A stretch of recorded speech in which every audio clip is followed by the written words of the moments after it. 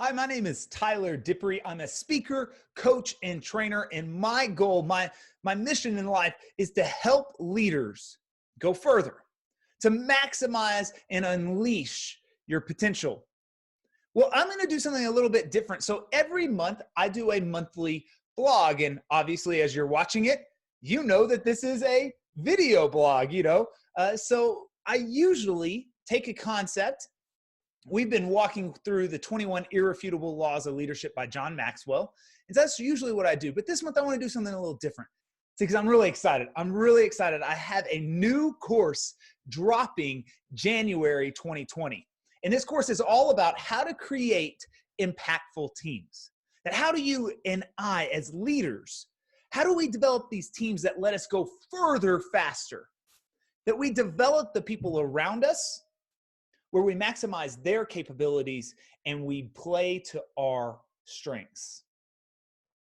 So in order to do that, I really felt like I had to explain where I got a lot of the content for this course, because the content of this course, it didn't come from theory. It didn't come from years of university. Although I have my master's in global leadership, it didn't come from there.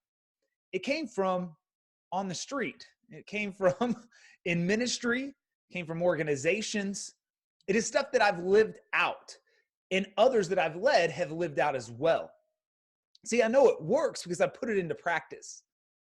But like any good leader, at least that I've found, is that these principles, I didn't find them because I was some savant that I just figured things out and I'm just brilliant. I figured them out because I failed a lot.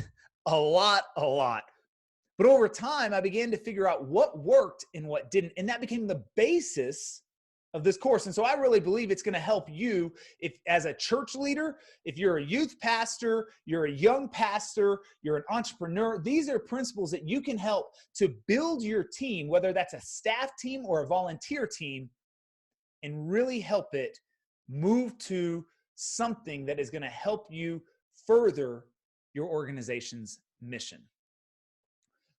So let me tell you a little bit about where I started to learn some of these principles. So I grew up and I was a huge sports guy.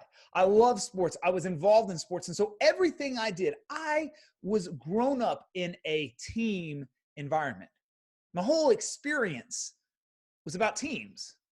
In fact, most of my life accomplishments that I'm most proud of, they have some kind of team aspect to them. Other people were involved with it. But even with this background, when I first got into my first job was really as a youth pastor in a small Baptist church. But I started and I didn't develop a team. See, I had this mindset that I had to do everything myself. And I think there were at least three reasons why I felt like I had to do it myself. The first being, one, I thought I was a leader and it was my job to do it.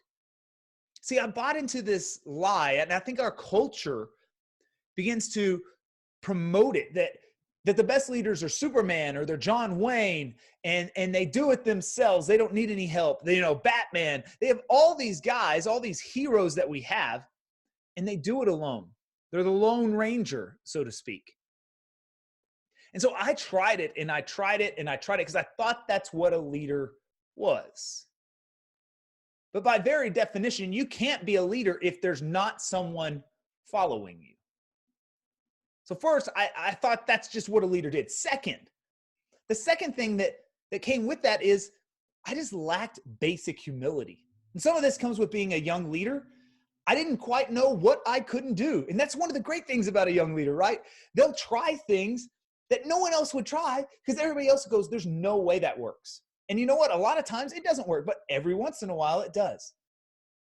But I lack some basic humility because I hadn't really ever failed in a way that most people eventually do. I hadn't done it yet. Now, it was on its way, don't worry. But third, and I think this is something that may be even unique to ministry, because you're dealing with volunteers, you're not dealing with employees. You just didn't want to be a burden to them. But even as I say that, I've had several staff, and I can tell you that it is the same feeling that you don't want to burden people. because we all want people to like us. And so there was this aspect that I just didn't want to ask them to do something because I felt like they might not want to, or it might be a burden. So instead, I just did it myself. And so this first youth pastor job that I had, actually it was my second. The first youth pastor job that I had a great support system. And honestly, it was the adults that ran that youth group. But whenever I was about 20 years old, I got my first youth pastor job where it was really me. I was the person leading this ministry and expected to move it forward. Well, when I got there, there were 10 students. And I was thinking, hey, it's small, no problem. Give me a few months, just by sheer will and likability, right? I'm going to grow this thing and we're going to be out of our church's basement in no time. Well, in 3 months, I had grown it so much that I shrank it, right? I went from 10 to 7. And by the end of the school year, I had actually gotten down to 5 students. Now, by anybody's measurement, that was not a very effective job by any youth pastor, right? I mean, starting with 10, that's small already. Whenever you shrink it by half, that is a problem. And I can just remember being so frustrated and not knowing what to do. It was the first time in my life that I had extended failure, because you're talking about at least 9 months here, that I just couldn't figure it out. I couldn't get it going, and it was not happening just by sheer will of my personality and my force and my desire. So I had to begin to explore what was the problem. And I began to just really believe that the problem was it was all about me. And my influence at this point was very, very small. I was going to need some help. I was going to need some people to come in and to help me with some of these things and to help me grow a team. And so over the next several months and years, that's exactly what I set about doing. One of the first people that I got was a lady that decided that she was going to pick up students and bring them to our gathering. So that's what she did. She started picking up these students and she would bus them into our weekend and Wednesday night sessions. She was a mom of a student that was coming in to my youth group. So she knew these kids. They trusted her. The parents trusted her. She became vitally important. Not only that, I started recruiting others to help join me, because what I found was, even though I could connect with 5 students, it was harder to do it with 20.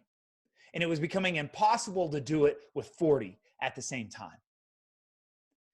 And even if I could, some of those kids connected better with other people.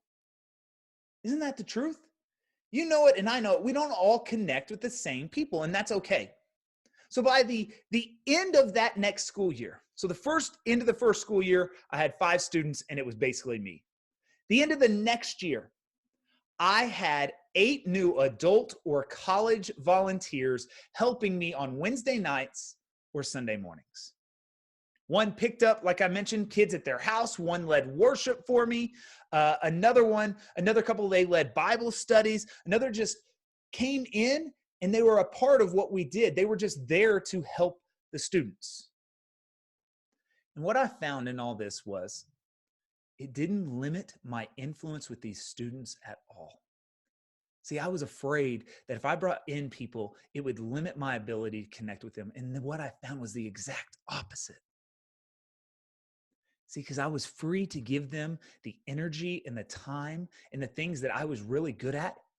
I was freed up to actually give that to them because I had others helping me do other things. I had the time and I had the energy. And more importantly, when a student walked out in that community, they were likely to run into someone connected with my team. Hey, it was a small town, so if we were going to a basketball game, there were probably 3 or 4 of my team members there. It made a difference. When I left, I was at that church, and it was an incredible church for about 6 years. When I left, we had about 80 kids a week at our Wednesday night gathering, and that's not about me. That was all about that team that I built. In fact, the youth pastor that followed me came from being a volunteer. He was a volunteer that volunteered for a whole year. And then he came into that role once I left. See, I found that if I wanted to build something that impacted others, I was going to need other leaders helping me. And this story became the foundation of my leadership journey. Now, there's much more that I've learned and many more failures that I had over the years, but this became the foundation, the time that I said, I can't do it alone. And this has been the foundation for my course, Creating Impactful Teams. I really believe if you are a young church leader, if you're a young pastor, if you're building a staff for the first time, if you're trying to build a volunteer staff, if you're a young entrepreneur, that you know what, you've made it for a few years and you've stabilized and you've got out of survival mode, but your next role is to thrive, you're going to need a team for that. I believe this course is going to help you. It's going to give you the tools and your whole team. It's designed to go through with a team. It's not just theory, it's practice.